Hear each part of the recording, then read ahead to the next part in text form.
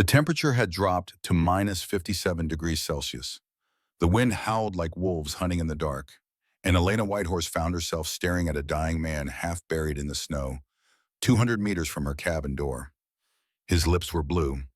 His skin had turned the color of ash. Blood had frozen into a dark crust across his forehead. But that wasn't what made her hands tremble. It was the silver pendant around his neck, a wolf howling at the moon. The same symbol her grandmother had tattooed on her wrist, the same symbol that had haunted Elena's dreams since childhood. She hadn't touched a patient in 4 years, not since the night she killed her own brother, not since she fled Anchorage and buried herself in this frozen wilderness alone with her guilt. But now, here was this stranger dying in front of her. The white eagle circled overhead, crying out in the storm. Elena made her choice.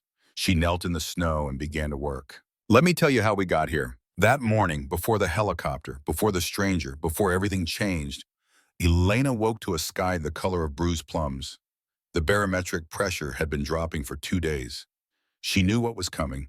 She'd lived through 17 Alaska storms in this cabin, and this one felt different, heavier. She stood at the window and spoke to the photograph on the kitchen table. "Big one coming, Danny. Might be stuck inside for a week." Daniel didn't answer. He never did anymore. Just smiled at her from behind the glass frame. Forever 26, forever wearing that ridiculous Hawaiian shirt with the surfing flamingos that he bought in Maui and wore every chance he got. Forever frozen in the moment before she destroyed everything. 4 years ago, Daniel had been driving home from a friend's wedding when a drunk driver ran a red light. The impact spun his car into a telephone pole. By the time the paramedics cut him out of the wreckage, he was barely alive. They brought him to Anchorage General Hospital, Elena's hospital, Elena's ER. She'd been working the night shift when the call came in. Incoming trauma, male, mid-20s, severe internal bleeding. She'd suited up like she'd done 1,000 times before. She didn't know it was Daniel until they wheeled him through the doors. The moment she saw his face, pale, bloodied, barely conscious, something inside her broke. She should have recused herself, should have called another nurse, should have done anything except what she did, which was freeze for 3 precious seconds while her brother's blood pressure dropped and his heart began to fail. When she finally moved, she moved wrong. Wrong medication, wrong dosage. A moment of panic that cost Daniel his life. He died on the table while she was trying to save him.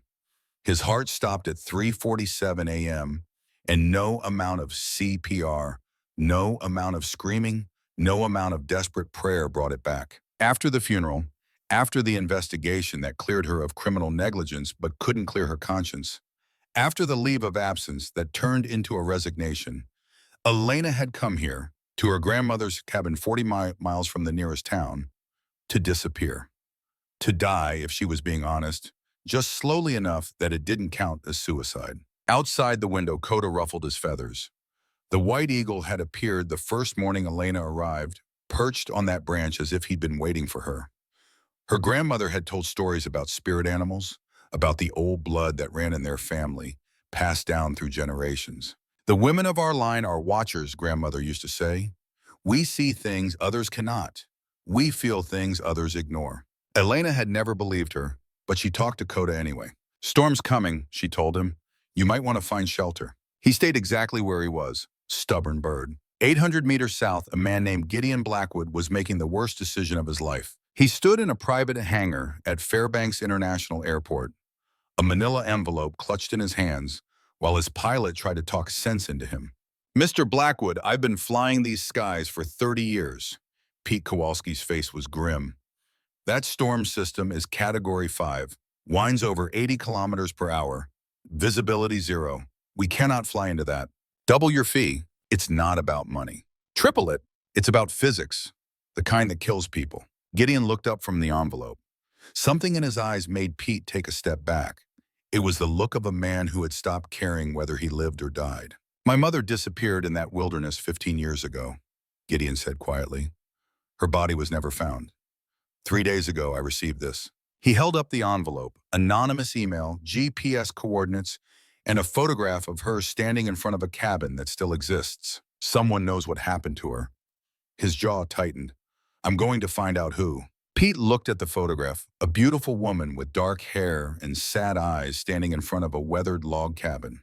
The timestamp read October 15th, 2009, 3 weeks before Sarah Blackwood vanished. Even if we could get there, Pete said slowly, we couldn't land in those conditions. Get me as close as you can. I'll walk the rest. That's suicide. Maybe? Gideon smiled without warmth. But I've been dying slowly for 15 years anyway.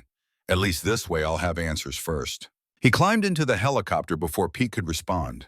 In his pocket, he carried the only thing he had left of his mother, a silver pendant shaped like a wolf howling at the moon. She'd given it to him 3 months before she disappeared. Keep it close, she'd said. It will protect you. He'd worn it every day since. He didn't tell anyone about this trip, not his board of directors, not his security team, not even Marcus Thorne, his COO and closest friend. Marcus would have tried to stop him. Marcus always tried to protect him from himself. The helicopter lifted off into the darkening sky. The crash happened at 4:47 p.m. Elena heard it from inside the cabin, a mechanical whine that became a scream, then a cough, then silence, then the explosion. The fireball bloomed over the ridge to the east, orange and red against the gunmetal sky. Elena stood on her porch, frozen. Every instinct told her to go inside, bar the door, wait out the storm. Whatever had crashed, whoever was on it, they were beyond help. And even if they weren't, she couldn't help them. She couldn't help anyone. Not anymore. She turned back toward the door. Then Coda went insane. The eagle launched himself from his branch and slammed into her window with enough force to crack the glass. He bounced off, circled, and came back for another pass. In 3 years, he had never done anything like this. Now he was screaming, a high, piercing cry that cut through the wind like a knife. And somehow, impossibly, Elena felt something answer that cry. It came from somewhere deep in her chest, a pull, a tug, a voice that wasn't a voice. Save him, her grandmother's voice from years ago. The blood remembers, Elena, even when we forget. She didn't believe, but she grabbed her emergency pack anyway. 20 minutes later, she found him. The helicopter was a twisted wreck of metal and flame. The pilot had been thrown through the windscreen, already dead, skin waxy and blue. But 50 meters down the slope, half buried in a snowdrift, was another body. This one was still steaming. Elena scrambled down. A man, mid-30s, dressed in expensive clothes that had never been designed for this kind of cold. His lips were blue. His skin was ash-colored. His breath came in shallow puffs that grew weaker as she watched. Hypothermia, stage 4. Core temperature below 28 degrees Celsius. She knew the signs. She'd trained for them. He was dying right in front of her. Right as the knowledge was still in her hands, in her muscles. She knew how to bring someone back from the edge, but she'd sworn never to do it again. The last person she tried to save was Daniel. She started to back away. Coda landed between her and the dying man. His golden eyes found hers. This one matters. She didn't believe, but she knelt in the snow anyway. Damn it, she whispered. Damn it, damn it, damn it. She stripped off her gloves and began to work. Getting him back to the cabin nearly killed them both. She fashioned a sled from helicopter debris, strapped his body to it, and dragged him through the mounting storm. The temperature had dropped to minus 57 degrees Celsius. Every breath was a knife in her lungs, but she kept moving because if she stopped, they were both dead. The cabin materialized like a ghost. She dragged him through the door and slammed it against the wind. His temperature was 27.8 degrees Celsius, nearly 10 degrees below normal. Cardiac arrest imminent. She wrapped him in every blanket she had, heated water, filled bottles, pressed them against his armpits, his groin. Still his temperature dropped. There was only one option left, body heat transfer. She stripped to her thermal underwear and climbed under the blankets with him. His skin was like ice. She'd never touched anything so cold that was still alive. Come on, she whispered. Don't you dare give up on me. Hours passed. The storm howled. The fire crackled. She started talking just to fill the silence. My name is Elena. I don't know who you are, but I'm going to save you anyway. I swore I'd never do this again, but here I am. Silence. I had a brother, Daniel. He was the good one, the one who made everyone laugh. 4 years ago, he got in an accident. They brought him to my ER. Her voice cracked. I panicked. Wrong medication, wrong dose. He died while I was trying to save him. She was crying now. So I ran. I ran here because if my hands do more harm than good, then the safest thing is for me to never touch anyone again. The man didn't respond, but somewhere in the night she felt his heart beating against her chest. Stronger now, more regular. And then, just as dawn began to filter through the windows, his eyes opened. Blue, pale blue, like winter ice. He looked at her, looked through her, and his hand gripped her arm. "I'm sorry," he whispered. "I'm sorry, Mom." Then he was gone again. But his words stayed with her. Mom. He thought she was his mother, and for reasons she couldn't explain, that made her heart ache in ways she hadn't felt in years. He woke fully on the third day. The storm had passed. The world was blinding white under crystal blue sky. Alana was making breakfast when she heard him stir. "Where am I?" His voice was a rasp. She crossed to the bed. He was sitting up, blinking, confused. "My cabin, 40 miles north of Healy. Your helicopter crashed 3 days ago." He frowned. "Helicopter? I was in a helicopter. You and your pilot." She kept her voice clinical. "Your pilot didn't make it." Something flickered across his face, gone too quickly to read. "How did I survive?" "I found you in the snow, brought you back, warmed you up." She paused. "Another 30 minutes and you would have been dead." He looked at his bandaged hands, then at her. "Who are you?" "Elena Whitehorse." "And who am I?" The question hit her like a blow. She stared at him. "You don't remember?" He shook his head slowly. "I remember cold. I remember falling. But before that," he trailed off. "It's like trying to see through frosted glass." Memory loss. Post-traumatic amnesia. She thought about the wallet in his pocket. The ID that read Gideon Blackwood, CEO, Blackwood Enterprises, billionaire, one of the richest men in America. She thought about telling him and decided not to. "Is it okay if I call you John?" she asked. "Until you remember." He nodded. "John, okay." He smiled, small and certain, and his face transformed. Without the weight of his identity, he looked younger, softer, human. Something dangerous stirred in Elena's chest. "Careful," she told herself. "He's not staying." But she smiled back. "Welcome to Alaska, John. Now eat something before you pass out." The storm kept them trapped for 5 days. 5 days of shared meals and awkward silences. 5 days of Elena teaching John how to split firewood, how to read the sky, how to survive. 5 days of John asking questions she didn't want to answer. "Why do you live out here alone?" he asked on the fourth night. She wrapped her fingers around her mug. "Because I wanted to be alone." That's not really an answer. She looked at him, at his eyes that held no judgment, and she talked. "I was a nurse, ER, at Anchorage General. 4 years ago, my brother got in an accident. They brought him to my hospital." Her voice went flat. "I panicked. Wrong medication. He died." Silence. "And you've been here ever since." "Figured if I can't save people, the least I can do is not hurt anyone." "But you saved me." "That was different." "How?" She didn't have an answer. John leaned forward. "You tried to save your brother.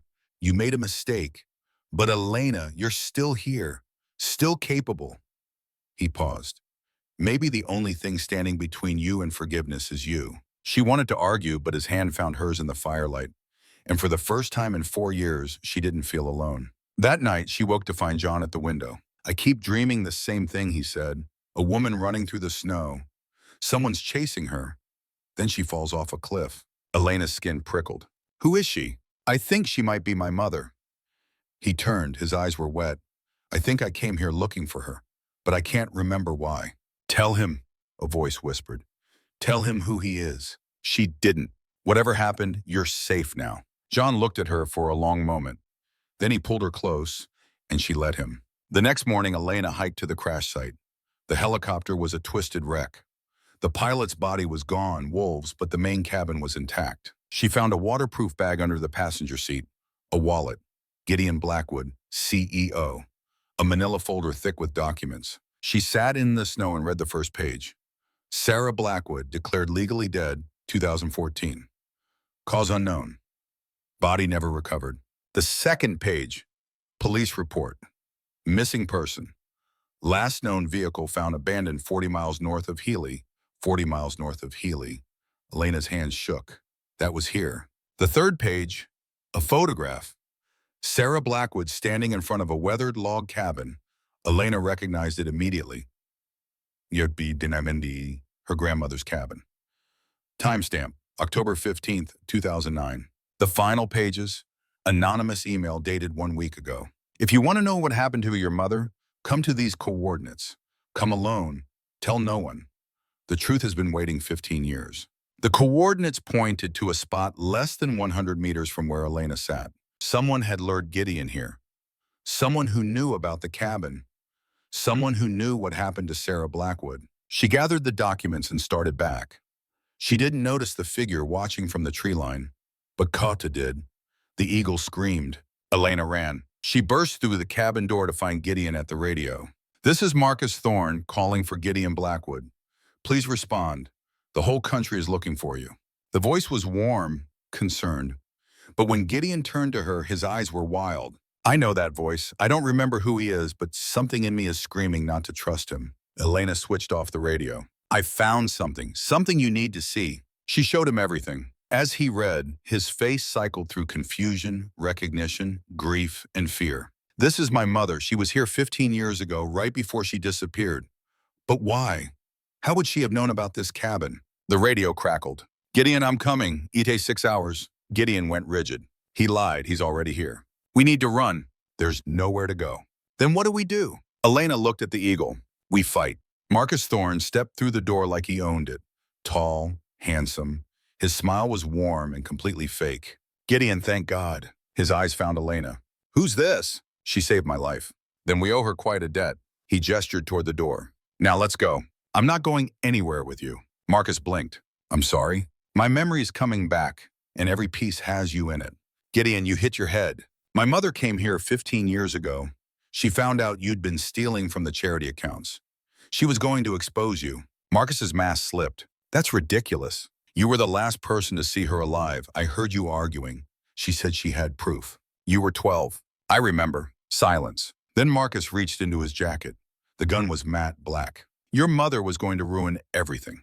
15 years of building my career. She was going to destroy it because she couldn't mind her own business. So you killed her. I gave her a choice. She refused.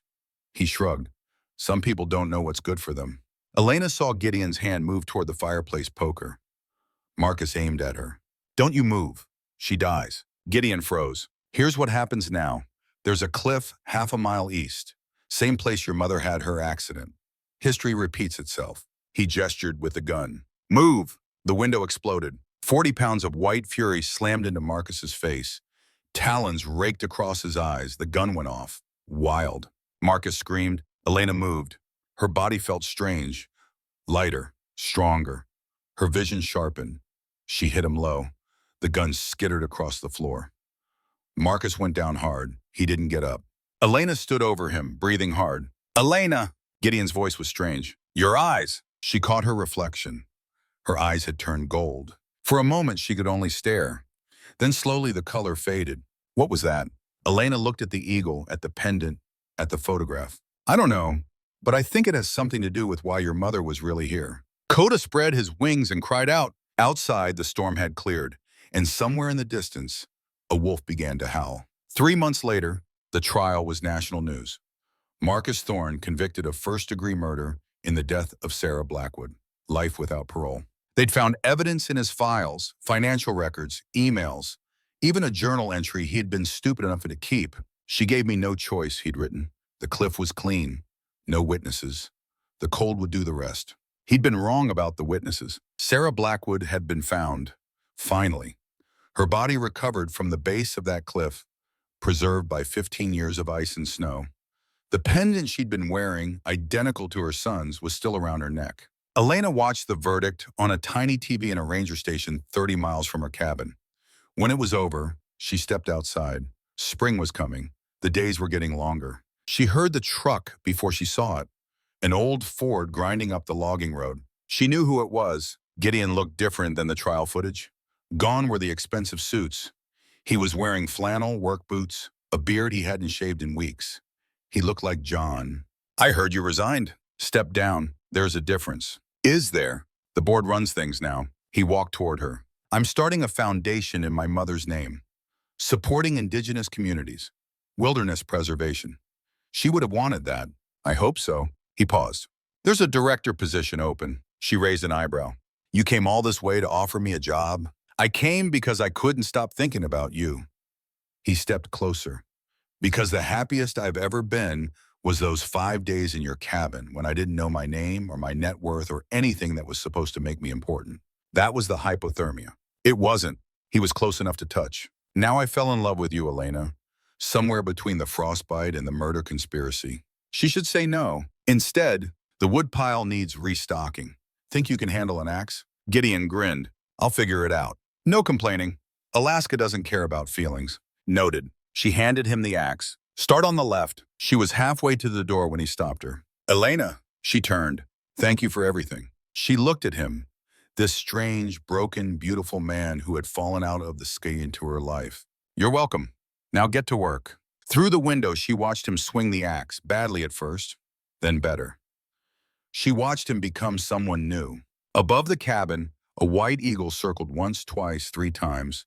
Then it turned and flew east toward the mountains. Elena lifted her hand. Thank you, she whispered. The eagle cried out, a clear, pure note. Then it was gone, and Elena Whitehorse smiled for the first time in 4 years. And so 2 broken souls found healing in each other's arms. The wilderness kept their secrets. The eagle watched over them, and love proved stronger than the ghosts of the past. In the frozen heart of Alaska, Elena Whitehorse carried the unbearable weight of guilt for 4 long years, believing her hands could only destroy after they failed to save her brother. Yet when a stranger crashed from the sky and lay dying in the snow, something ancient and unbreakable stirred inside her. The quiet, stubborn courage to reach out again, to warm a freezing body with her own, to speak her shame into the darkness, and in doing so, to heal not just him, but the broken parts of herself she had buried deepest. Gideon, stripped of memory and status, discovered that true identity isn't found in wealth, power, or past mistakes. It's forged in the raw, vulnerable moments when we choose love over fear, forgiveness over punishment. This story whispers a tender, aching truth. Redemption isn't a gift we're given. It's a fire we must be brave enough to kindle in our own chests, even when every instinct screams to stay cold and hidden. Sometimes the greatest rescue is allowing ourselves to be saved, and to save once more. What moment of guilt or loss taught you that healing is still possible? Share your heart in the comments below. Your story might be the warmth someone else needs tonight. And if this tale moved you, hit that subscribe button, turn on notifications, and join our family of stories that remind us no darkness is too deep for light to find its way back. Let's keep believing in second chances together.